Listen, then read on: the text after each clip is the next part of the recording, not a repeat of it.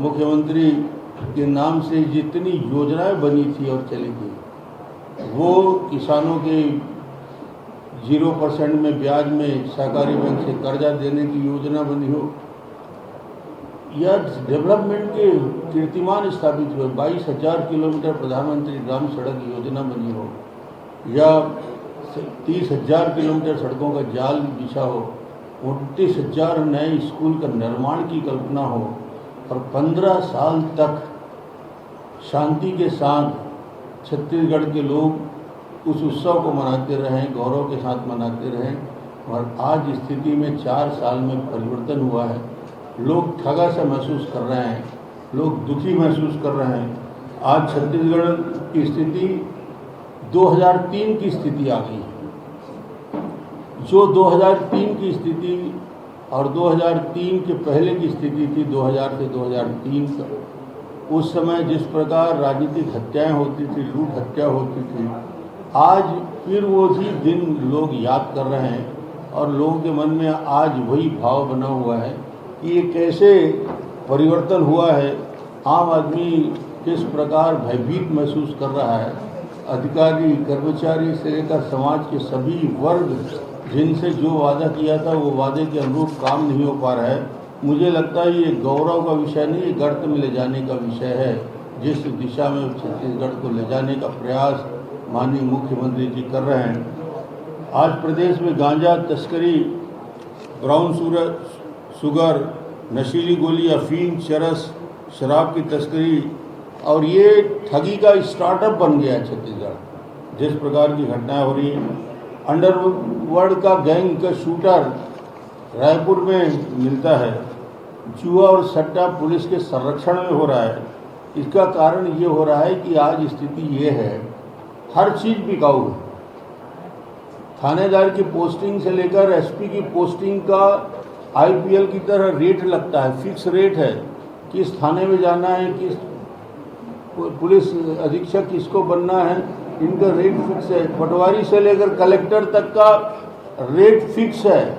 ये स्थिति छत्तीसगढ़ में दुनिया में कहीं नहीं होगी जो स्थिति छत्तीसगढ़ में दिख रहा है। और ये पूरी सरकार की स्थिति ये है कि आज पूरे थाने बिके हुए हैं, और इसलिए जुआ, सट्टा, अपराध की लगातार वृद्धि हुई, जिसके आंकड़े मैं बताऊंगा। और इस आंकड़े को मैं तुलना करूंगा राष्ट्रीय स्तर में, जब नेशनल क्राइम ब्यूरो अपनी रिपोर्ट पेश करता है। और नेशनल क्राइम ब्यूरो जब रिपोर्ट पेश करता है तो उसका अध्ययन पूरे राष्ट्रीय स्तर में अध्ययन के साथ रिपोर्ट पेश करता है। और छत्तीसगढ़ आज हम कहाँ खड़े हैं? जब नेशनल क्राइम ब्यूरो की रिपोर्ट आती है, उस रिपोर्ट में छत्तीसगढ़ के जो आज गौरव दिवस मना रहे हैं, उनको एक बार उस रिपोर्ट को ज़रूर पढ़ लेना चाहिए कि उस रिपोर्ट की क्या स्थिति है। दुष्कर्म के मामले में छत्तीसगढ़ देश में 6वें स्थान में। क्या क्या कीर्तिमान है उसके मैं याद दिलाना चाहता हूँ। डकैती के मामले में छत्तीसगढ़ देश में 5वें स्थान में है। फिरौती के मामले में छत्तीसगढ़ देश में 4थे स्थान में है। हत्या के मामले में छत्तीसगढ़ 3रे स्थान है। और आत्महत्या के मामले में छत्तीसगढ़ पूरे देश में 2रे स्थान में है। ये हमारी उपलब्धि है। ये 4 साल गौरवमयी बिताने के बाद आज किसान से लेकर समाज के सभी वर्ग लूट, हत्या, फिरौती में कैसे परेशान हैं, उसके एक छोटे से आंकड़े नेशनल क्राइम ब्यूरो की रिपोर्ट बताती है। ये कोई डॉक्टर रमन का रिपोर्ट नहीं है या भारतीय जनता पार्टी का रिपोर्ट नहीं है। ये किस दिशा में छत्तीसगढ़ को ले जाना चाहते हैं। 2 दिन पहले की घटना, बिलासपुर में दिन दहाड़े पुलिस थाने से 500 मीटर दूर कांग्रेस के महामंत्री तथा कथित महामंत्री की गोली मार के हत्या हो जाती है। बाद में उसको हिस्ट्री सीटर घोषित कर दिया जाता है। उसके कार में महामंत्री का बोर्ड लगा हुआ है, और उस बोर्ड लगे के साथ साथ जिस प्रकार की घटनाएं रायपुर में, जिस प्रकार दिन दहाड़े घटनाएं रायपुर में लूट की, हत्या की, अपराध की जिस प्रकार हो रही है, तो आज लोग घर से निकलने में डर से महसूस करते हैं। और पिछले 4 साल के कुछ आंकड़े मैं आपको बताना चाहूँगा। पिछले 4 वर्षों में प्रदेश में 19,667 आत्महत्याएं हुई। पिछले 4 साल का आंकड़ा है जब से माननीय भूपेश बघेल की सरकार बनी है, उस बघेल की सरकार बनने के बाद 4 वर्षों में 19,667 आत्महत्याएं, जिसमें से 431 किसानों ने आत्महत्या की, 1248 पुलिसकर्मियों ने आत्महत्या की, 2008 हत्याएं हुई और 104 मानव तस्करी के मामले सामने आए और हम गौरव दिवस मना रहे हैं। ये है गौरवशाली। छत्तीसगढ़ में लूट, हत्या और आत्महत्या और पुलिस कर्मियों की आत्महत्या के लिए मजबूर हो रहे हैं, ये गौरवशाली क्षण मना रहे हैं, ये गौरव मना रहे हैं। और इन्होंने जो घोषणा पत्र जारी किया, जो जन घोषणा पत्र की बात कही कांग्रेस ने, उस जन घोषणा पत्र में 36 में से इनका कहना है कि हम 35 वादे पूरे कर चुके हैं। भूपेश जी, जब 36 में से 35 वादे पूरे कर चुके हैं तो आज लोग क्यों आंदोलन कर रहे हैं? किसान क्यों आंदोलित होके अपनी बात तो कह रहा है? आपने ही वादा किया था। जन घोषणा पत्र की कॉपी मेरे पास उपलब्ध है, आपके पास भी उपलब्ध होगा। उस जन घोषणा पत्र की कॉपी में स्पष्ट है कि 2 वर्ष का किसान का बकाया बोनस जो भारतीय जनता पार्टी ने नहीं दिया था, उन्होंने जन घोषणा पत्र में टी.एस. सिंहदेव जी ने अपने घोषणा पत्र में जारी किया था कि जो 2 साल का बोनस हमने नहीं दिया था, वो 2 साल का बोनस जन घोषणा पत्र में डालकर कि हम 3,716 करोड़ रुपया देंगे। आज 4 साल हो गए।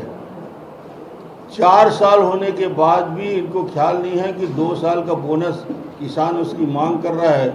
इन्होंने कहा था कि सहकारी बैंक के सारे कर्जे, सरकारी किसानों के सारे कर्जे माफ़ कर दिए जाएंगे। कर्ज 3 प्रकार का होता है, अल्पकालीन होता है, मध्यमकालीन और दीर्घकालीन होता है। ये 3 प्रकार के कर्जा होते हैं। सरकार, किसान, छोटे बड़े किसान इसमें कर्जा लेते हैं। कोई दीर्घकालीन लेता है, कोई मध्यमकालीन लेता है, कोई अल्पकालीन लेता है। अल्पकालीन ऋण को छोड़कर बाकी कोई कर्जा माफ़ नहीं हुआ। और आज किसानों की स्थिति यह है कि उनके ज़मीन कुर्की होने की स्थिति में पहुंच चुकी है। और ये मध्यकालीन और दीर्घकालीन कर्जा माफ़ नहीं हुआ, सिर्फ और सिर्फ अल्पकालीन ऋण को माफ़ करके छोड़ दिया गया। ये स्थिति आज छत्तीसगढ़ में है। बिजली चारों तरफ अंधेरा है। हम लोगों ने गांव-गांव कनेक्शन दिया। बस्तर से लेकर सरगुजा तक ट्रांसमिशन, डिस्ट्रीब्यूशन, जनरेशन को हमने बढ़ाया और सारी जगह काम किया। हमारे समय जो पंप के टोटल कनेक्शन थे वो 70,000 पंप कनेक्शन थे। जब हमारी सरकार बनी थी 4,65,000 पंप कनेक्शन हमने दिए। हर साल एवरेज 25 से 30,000 पंप कनेक्शन दिया करते थे। आज किसान का वेटिंग हमने उस समय समाप्त कर दिया था। आज स्थिति यह है किसानों का कि वेटिंग लिस्ट में आज किसानों को 1 साल नहीं, 2 साल नहीं, 2.5 साल इंतजार करना पड़ रहा है। और किसानों को इस साल बजट में उन्होंने कहा था मैं 21,000 नए पंप कनेक्शन दूंगा। साल निकलते आज अभी तक सिर्फ 8,000 पंप कनेक्शन हुए। 12,000 पंप कनेक्शन इस साल का वेटिंग लिस्ट में पड़ा हुआ है। बिजली के बिल हाफ करने की बात करने वाले भूपेश सरकार, ये घोषणा पत्र में है इनकी सारी बातें मैं जो बोल रहा हूँ। बिजली बिल को हाफ करने वाले भूपेश बघेल जी, बिजली पर हाफ तो नहीं हुआ। इस साल के किसानों के और उपभोक्ताओं को जो बिजली का बिल फिक्स चार्ज के रूप में मिला है, आप कुछ लोगों को छोड़ दिए हैं, मगर 80% किसानों को फिक्स चार्ज में 2 माह का अतिरिक्त बिजली का बिल वसूला जा रहा है। ये किसानों की स्थिति है। इनका बिजली का बिल माफ़ करने की बात करते थे, सबको बिजली का कनेक्शन देने की बात कहा करते थे। न सबको बिजली का कनेक्शन मिला है, न बिजली का बिल हाफ हुआ है। ये स्थिति पूरे छत्तीसगढ़ में आज बनी हुई है। किसानों की, किसान की स्थिति आज मैं सिर्फ यही कहना चाहूँगा कि जो घोषणा पत्र के तीसरे चौथे बिंदु महत्वपूर्ण थे। उन्होंने कहा था घोषणा पत्र में कि 60 साल के और 75 साल के आयु के ग्रामीण बंधुओं को घोषणा पत्र के अनुसार किसान पेंशन, वृद्धावस्था पेंशन दिया जाएगा। 60 साल की उम्र को 1,000 रुपया, 75 साल प्लस वालों को 1,500 रुपया प्रति माह किसान पेंशन दिया जाएगा।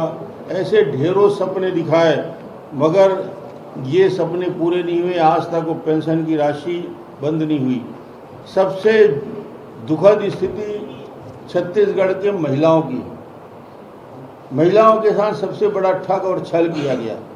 महिलाओं की स्थिति थी कि चुनाव के पहले बड़ी संख्या में इनकी सभाओं में लोग जाने लगे थे और एक आकर्षण था उस घोषणा में कि जैसे ही भारतीय जनता कांग्रेस की सरकार बनेगी हम शराबबंदी कर देंगे। और शराबबंदी का वादा इनके नेता राहुल गांधी जी की उपस्थिति में हुआ, इनके वरिष्ठ नेताओं की उपस्थिति में हुआ। गीता और गंगा जल उठा के इन लोगों ने बड़ी बड़ी घोषणाएं की, बड़ी बड़ी बातें की, मगर आज शराबबंदी का दर्द महिलाओं को आज पूरी तरीके से पीड़ित किया जा रहा है। शराबबंदी तो नहीं कर पाए, शराब का गढ़ बन गया है छत्तीसगढ़। और आज स्थिति यह है कि शराब की अवैध तस्करी में छत्तीसगढ़ 7वें स्थान में आ गया है।